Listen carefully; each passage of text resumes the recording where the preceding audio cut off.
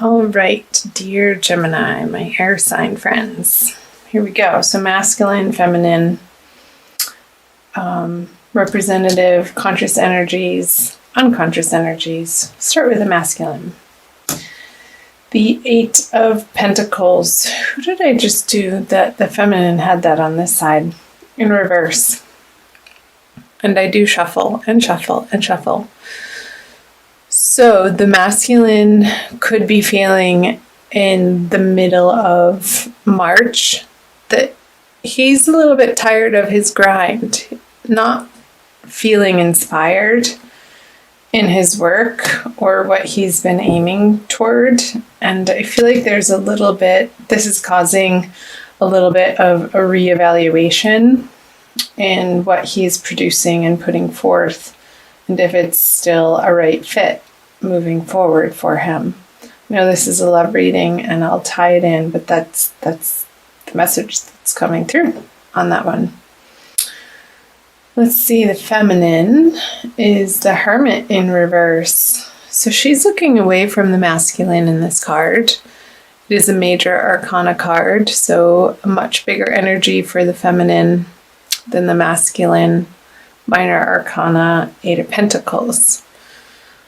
I'm feeling if the feminine Geminis have gone on an inner journey and in the past and in the month of March feel like they need to move out more outward into the outer world, more so than they have in a while, whether that be socially or career-wise with friends and family, in outer relationships, maybe some traveling, not spending as much time at home for the feminine. So let's see what the under the surface, beneath the surface.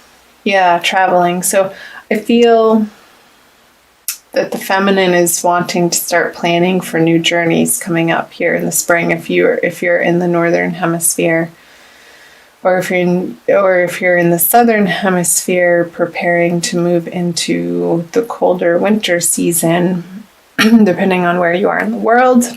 I know I have viewers from all over the world. It's fascinating and lovely. So welcome again, wherever you're viewing from. Do you want to take some sort of last minute trip? And I don't feel like this is, if you are in coupledom with the masculine, I feel like these two cards are both moving away from the masculine energy. So I feel like while he's over here dealing with what he needs to deal with in his financial career world, this is allowing you the space and the freedom to get some short journeys. I don't feel like they're long journeys. I feel like they're quick, short trips. Maybe in your region, and not necessarily, I don't feel like you're getting on a plane going anywhere. It's more by ground transportation, or maybe even a boat, to explore and to put forth into the world, feminine, what you've discovered about yourself. And even though they are swords, I'm getting more of an emotional sense, a softer place, offering yourself to the world from a heart-centered space, but vocalizing it through your vocal cords and your voice and the spoken word, maybe the written word. Maybe that's the way that you're journeying. Feminine in March is through journaling and maybe blogging and offering that out to the world from these illuminated wisdom thoughts and nuggets that you're ready to share. Interesting message. Anyway, let me know in the comment section below. Those of you, sorry, I keep clearing my throat. I'm getting over something. Yeah, for those of you that's speaking to, let me know down below in the comment section. So back to the masculine. He, in his subconscious energies, he feels like there's more. There's more that he could be doing. There's more that he could be being. there's a more solid sense of structure that he wants to be living his everyday life from. And he wants to be coming from a place of inspiration. And that's what's driving this, I want to say, dissatisfaction for his current either career or work situation, or the way that he provides for himself and his loved ones. That there's a reevaluation and this burning desire in him and seeking of that which he feels excited about again, and only wanting to take action and spend time and energy in the directions that are fun, honestly, that he enjoys. So I feel like this is, in March, undergoing a transformational process for the masculine. Let's see what the conscious energies are. Yeah, he wants to feel like he has enough abundance in his life to be able to share in ways that aren't stressful for him, but joyful, and that his cup overfloweth, so that he knows that he's coming from a place of inner joy and inner stability, so that when he goes out into the world, he's carrying with him a sense of confidence and knowingness that all is all right. And that he can be of service in ways that feel good and make correct choices in those ways for himself. And again, I clarified this, I try to in every video, but I just say he for masculine and she for feminine for ease, but we all have both masculine and feminine energies within us, so you'll identify with most likely one more than the other. So the feminine, interesting. Is that Sagittarius?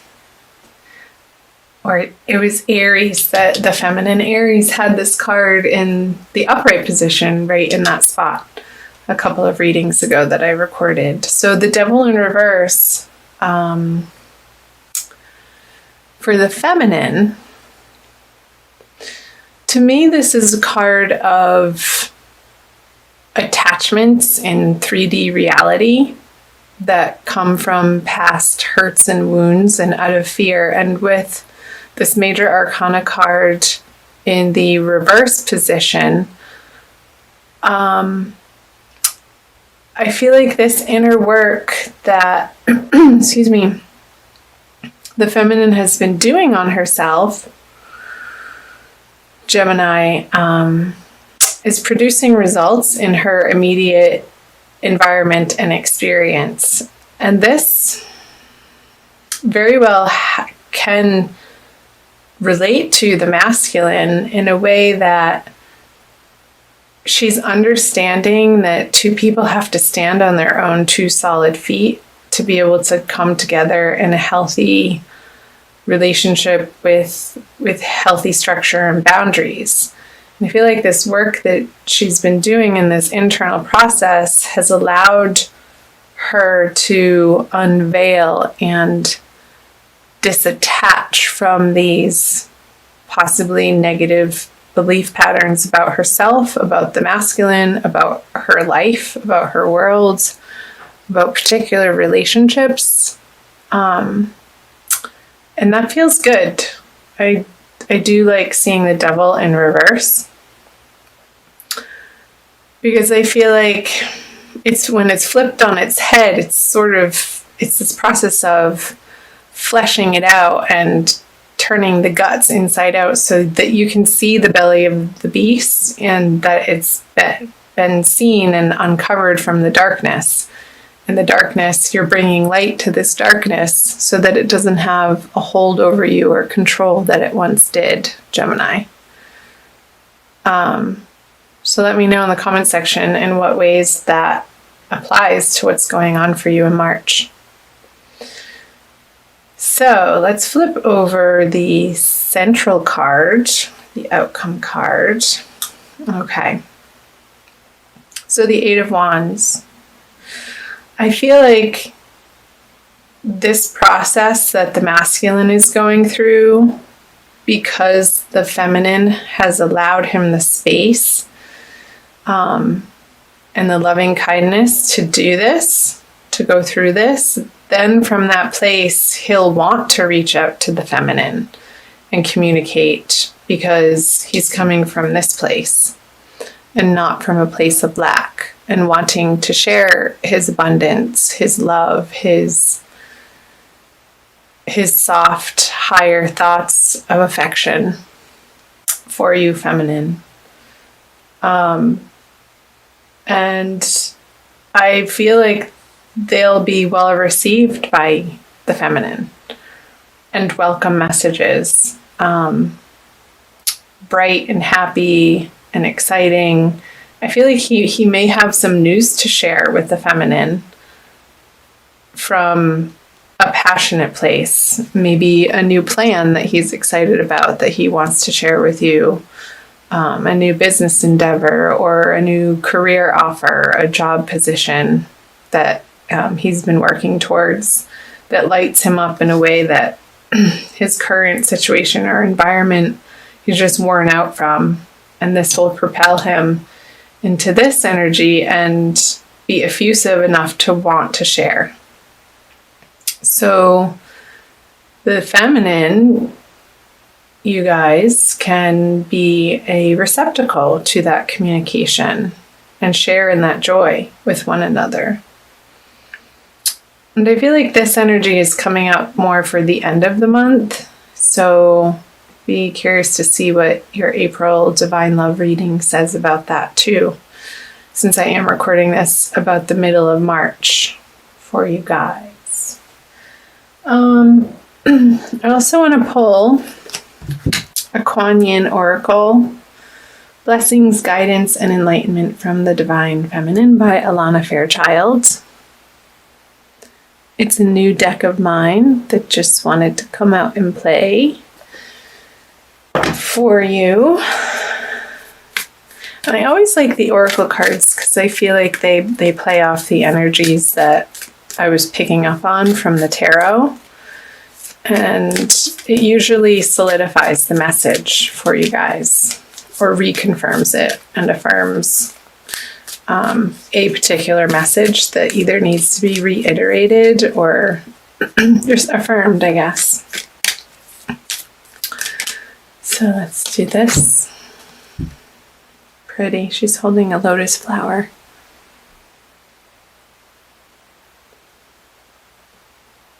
No, if that's not divine feminine, I don't know what is. She's like, yes, look at my transformation. She's humble though, but also reverent of the work she's done. And it's so pure, the flower that she's holding. It's illuminated in its own right. And she's taking part ownership for that. But also in a way that she feels connected to the divine. And that's how she radiates. Nectar of the Lotus. Your devotion to helping others has the effect of squeezing the heart chakra of the Divine Mother.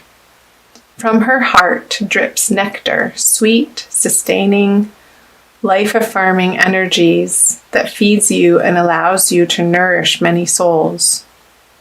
When you are full, well, and vital, you are able to nourish others.